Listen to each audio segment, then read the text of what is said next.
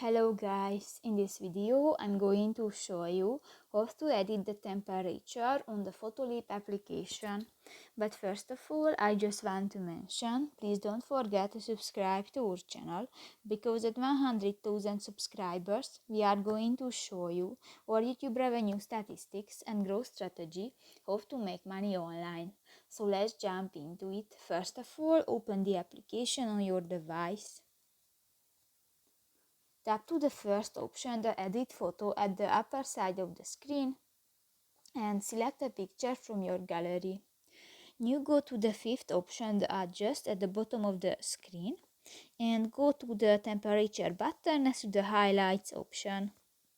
And just pad the line on the scale, and you can select people or the background, and you can set the temperature of the people new, for example. So that's pretty much it for this video, guys. See you in the next one. Bye bye.